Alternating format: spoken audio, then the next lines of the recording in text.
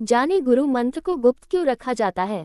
मंत्र दीक्षा का अर्थ है कि जब तुम समर्पण करते हो तो गुरु तुम में प्रवेश कर जाता है। वो तुम्हारे शरीर, मन, आत्मा में प्रविष्ट हो जाता है। गुरु तुम्हारे अंतस में जाकर तुम्हारे अनुकूल ध्वनि की खोज करेगा। वह तुम्हारा मंत्र होगा और जब तुम उसका उच्चारण करोगे तो तुम एक भिन्न आयाम में एक भिन्न व्यक्ति होगे। जब तक समर्पण नहीं होता, मंत्र नहीं दिया जा सकता है। मंत्र देने का अर्थ है कि गुरु ने तुम में प्रवेश किया है। गुरु ने तुम्हारी गहरी लयबद्धता को, तुम्हारे प्राणों के संगीत को अनुभव किया है और फिर वह तुम्हें प्रतीक रूप में एक मंत्र देता है जो तुम्हारे अंतस के संगीत से मेल खाता हो।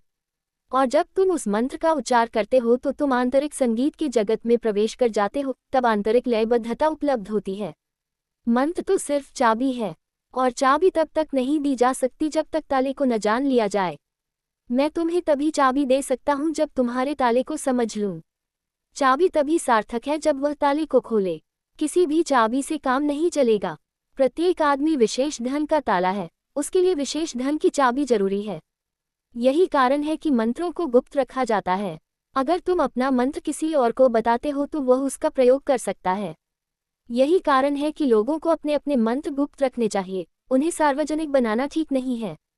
वह खतरनाक है। तुम दीक्षित हुए हो तो तुम जानते हो, तुम उसका मूल्य जानते हो, तुम उसे बांटते नहीं फिर सकते। ये दूसरों के लिए हानिकर हो सकता है, ये तुम्हारे लिए भी हानिकर हो सकता है। इसके कई कारण हैं। पहली बात कि तुम वचन तोड़ रहे हो और जैसे ही वचन टूटता है, गुरु के साथ तुम्हारा संपर्क टूट जाता है। फिर तुम गुरु के संपर्क में नहीं रहोगे। वचन पालन करने से ही सतत संपर्क कायम रहता है। दूसरी बात, दूसरे को बताने से, दूसरे के साथ उसके संबंध में बातचीत करने से मंत्र मन की सतह पर चला आता है और उसकी गहरी जड़ें टूट जाती हैं। तब मंत्र गपशप का हिस्सा बन जाता है। और तीसरा कारण है कि गुप्त रखने से मंत्र गहराता है। जितना गुप्त रखोगे वह उतना ही गहरे जाएगा, उसे गहरे में जाना ही होगा। मारपा के संबंध में खबर है कि जब उसके गुरु ने उसे गुह्य मंत्र दिया तो उससे वचन ले लिया कि वह उसे बिल्कुल गुप्त रखेगा। उसे कहा गया कि तुम इसे किसी को भी नहीं बताओगे। फिर मारपा का गुरु उसके स्वप्न में प्रकट हुआ और उसने पूछा कि तुम्हारा मंत्र क्या है। और स्वप्न में भी मारपा ने वचन का पालन किया, उसने बताने से इनकार कर दिया।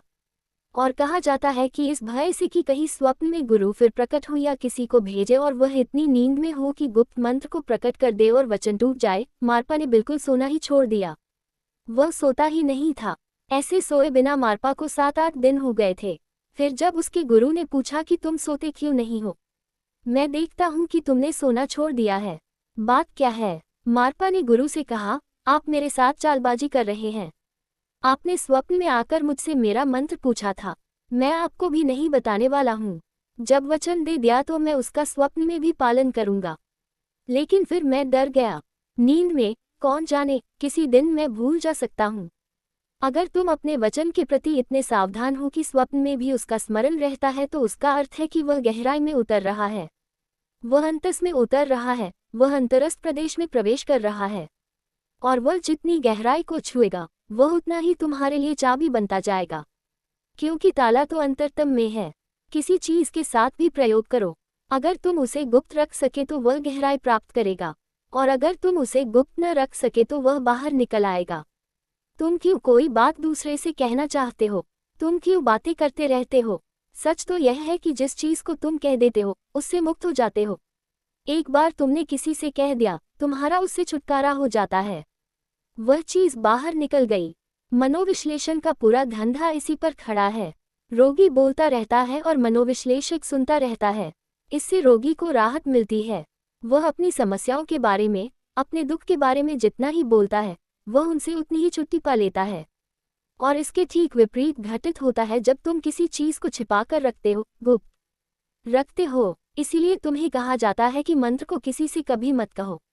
तब वह गहरे से गहरे तल पर उतरता जाता है और किसी दिन ताले को खोल देता है।